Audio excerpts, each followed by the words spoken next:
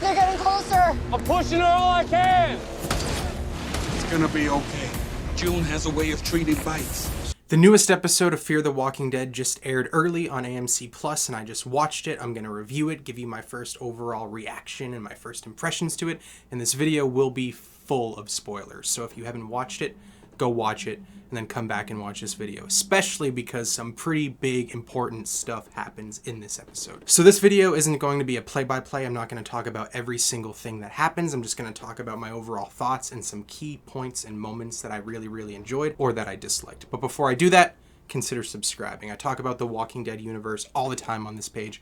I absolutely love The Walking Dead, but I also do TV show discussions, trailer reactions, movie discussions, that sort of thing, and I talk about survival horror gaming all the time. So this episode picks off practically right where the last episode ends, and we get a lot of good moments between Morgan and Grace and Dwight and Sherry and Finch and Mo as they're trying to escape from Padre soldiers. And it was in this moment that I realized and I acknowledged how much time we're actually getting to spend with Dwight and Sherry, something that I wasn't really expecting because I loved their characters in season 6. And I loved their characters in season 7 as well, but it felt like we didn't get as much time with them as I wanted in those seasons.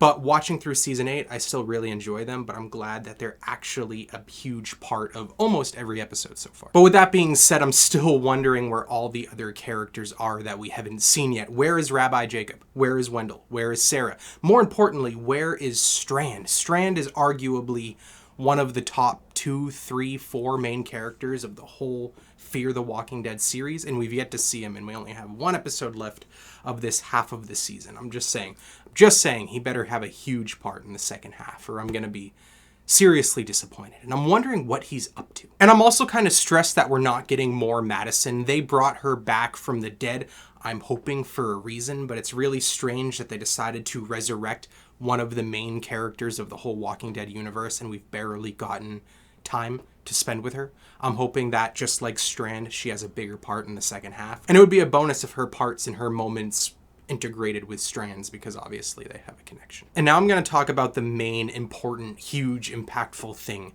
that happens this episode, and that is Grace dies. Grace does succumb to her wounds, her bite from the last episode, and she passes away in a super depressing, sad scene that I'd be lying if I told you it didn't tug on all my emotional strings. I was super invested in that character.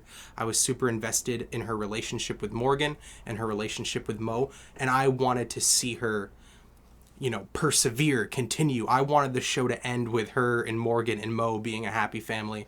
But unfortunately, we don't get that. And yeah, that whole scene, that whole sequence was super depressing for me. And it also kind of makes me appreciate the last couple episodes more, especially Morgan's arc last episode, because if you know Morgan, if you've been paying attention to his character arc ever since the early days of The Walking Dead, you know his biggest mistake, the thing that he feels the most guilt over, is not being able to put down Jenny to save Dwayne's life. But here, basically the same thing happens again, but he does put down Grace in order to save Mo. So it's kind of, last episode, it kind of came across like Morgan got his 360 closure, but in this episode, that's where that really happens, at least in my opinion. And also, we thought that June found the cure to stop the spread of the zombie infection when people get bit. And it was one of my critiques last episode that she seems to have discovered this major cure, this huge revelation in the overall Walking Dead universe, but they're kind of glossing over it.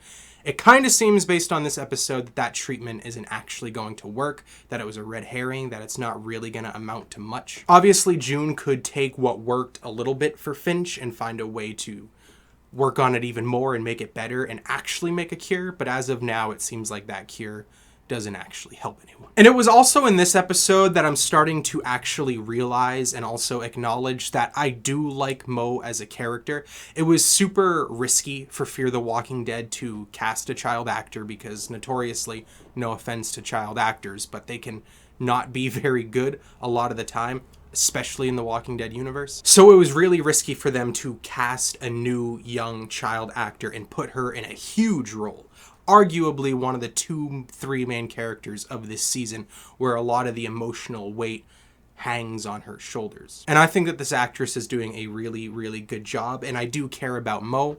I care about the emotions she's feeling. I care about the arc that she's going through. I care about her as a character. So again, it was kind of risky for Fear to do what they did, but I think it's paying off. So I did really enjoy this season, but some of the emotional weight, some of the writing that I did really enjoy kind of got undermined by the very end when they once again make characters do very weird, stupid decisions. The thing that I'm thinking about in particular is when Morgan is on his knees after Grace is already dead and Mo is leading the army of children to go clear out the walkers, and Morgan decides to take out the 2 Padre guards, and he does so swiftly and fluently, and he's very capable in doing so.